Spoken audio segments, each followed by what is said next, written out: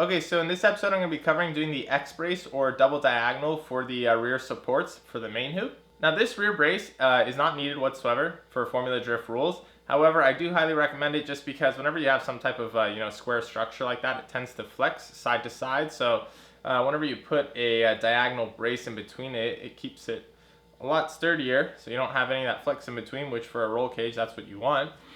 So I'm going to go over the possible different designs for it right now.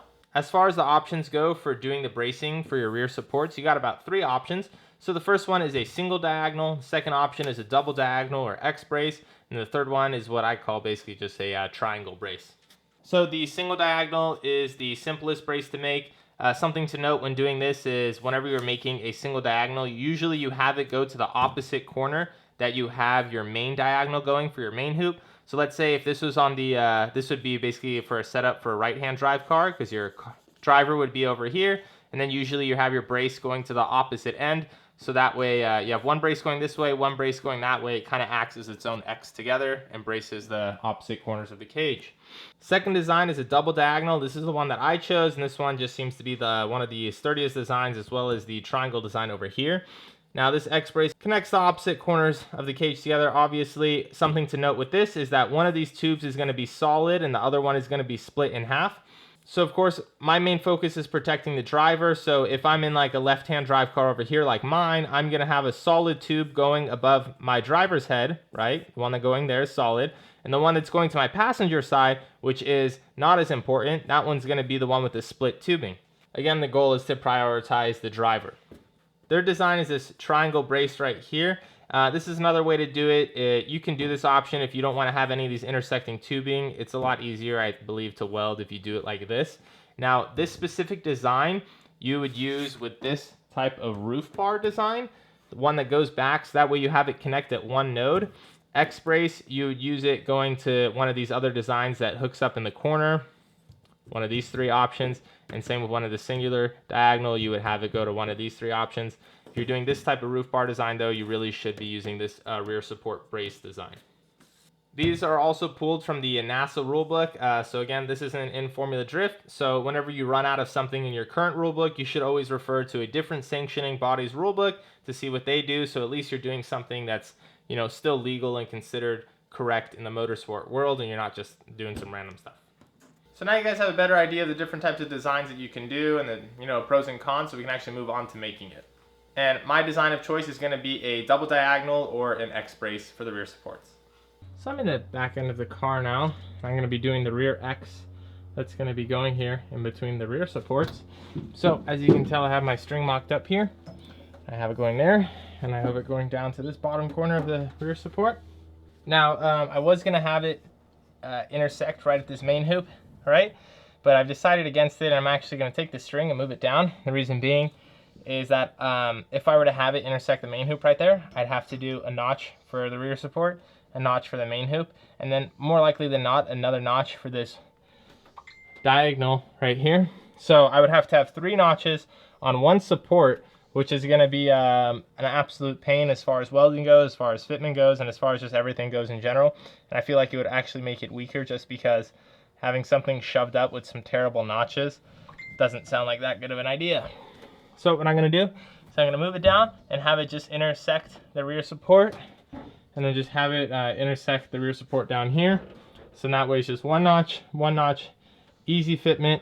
I can get some better welds in, and overall just going to be a lot easier, and I think come out better. Now as you can tell, I've moved the string to intersect right there. I got this string going to right down there, so I'm just going to measure the angles between them, get my notches printed out, notch the tube as always, mock it up, done. Now I have covered measuring angle for your notch with the string before in a previous video here. I've also covered notching the tube in general using the template and metalgeek.com as well in a previous video here. So I'm not going to cover that again because it all looks exactly the same. So just know that I did it and that's how I did it. And if you want, click on the older videos to see how it's done. Here's the support. I got a 44-degree notch down there and a 53-degree notch all the way up there. This is super hard to do. It meets almost all the way, very tip. Basically ends up stopping right at the end of this weld right here, so that's actually really good. So it's going to tie in as high as possible, and then I'll weld here and then basically slide this over and then do another pass with it. Then at the bottom it meets basically right at this tip too. Also, something that I have to note, by the way, I'm usually pretty picky about my notches. As you can tell right here, they're all really clean. See, this one butts up all the way. This one is the one of, I think, 2 notches on the car that didn't come out how I like. There's a little bit of gap at the very top over here. Now, I didn't find that out until I had actually welded like a lot of stuff in, because I walked past the car right here and I looked in through the glass and I could see that there's a gap there. Before I didn't notice it because there's so many shadows in the car.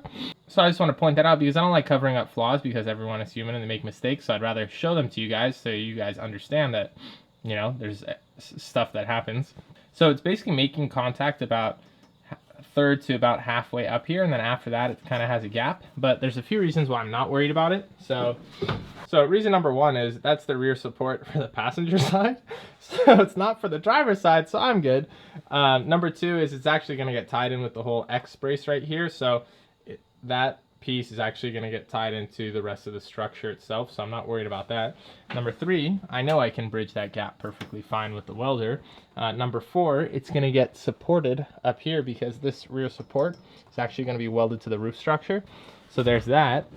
Yeah, and then number 5 is it's really not going to go anywhere. It kind of just has to, again, the whole X brace is going to be here. It just has to transfer load, and it's going to be able to transfer load, I think, perfectly fine. But I just thought I'd point that out to you guys so you guys realize that people aren't perfect, and that also, imagine if you give your cage to do to someone, right, like a cheap cage builder or something, right?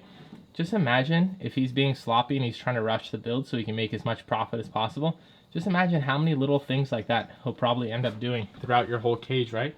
All these little notches, because you can easily cover them with weld, right?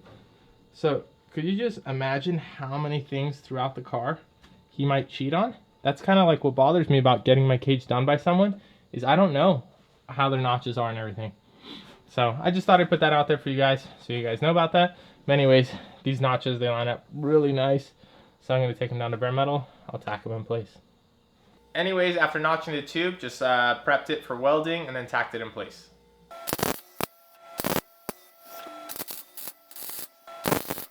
I've laid some beads over there where this notch is going to be covering, and now I can basically put the notch in and weld that. So I got this thing tacked into place now, and now I'm going to be running my second bar across it, right? So this one I got my string again, and the reason I got my string is so I could figure out my angle that I'm going to get for the notches on this. So they should be relatively close to 90, and I had to do it from the other side. But you know, I held it from the other side, matched it up to the pivot point, got where it was at, and ended up reading 82 degrees. So I'm going to do an 82 degrees notch.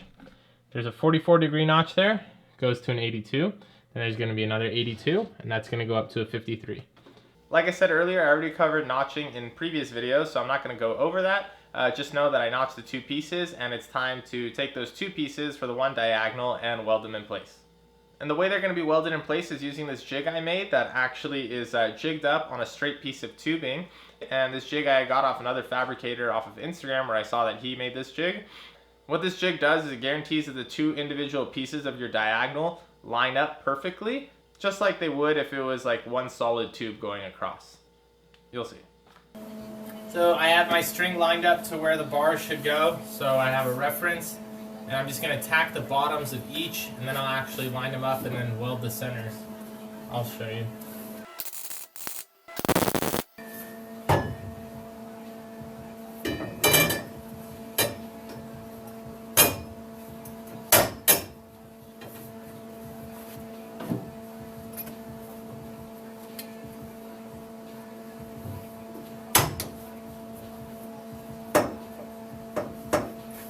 See, now as you can tell, this bar keeps him centered, these clamps keep him tight, and then that's it.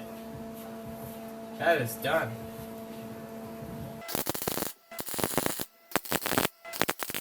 I just welded those up, tacked them in place. Now you can see what I did here.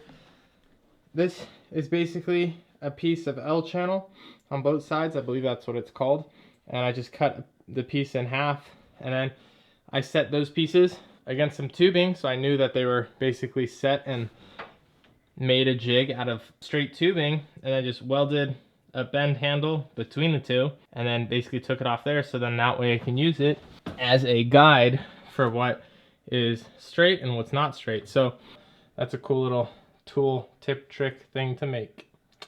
Okay, that was it. Super quick video. Hope you guys enjoyed it and you can you know, apply it to your own build and you learn something.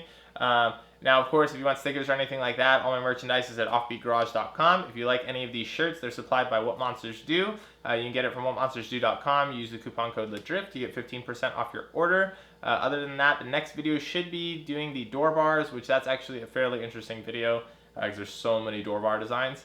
And yeah, that's it. So hope you guys enjoy. If you like the video and learned something, give it a like and subscribe and all that sort of stuff, I guess. Yeah, bye.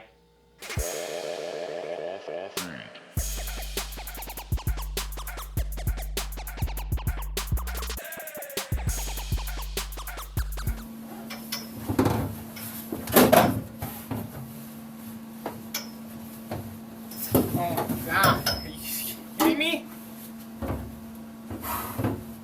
How am I supposed to weld anything? I swear to God. I mean, yeah, sure, it's dirty. But you know what, leave it. I'm leaving it. One tack is good enough.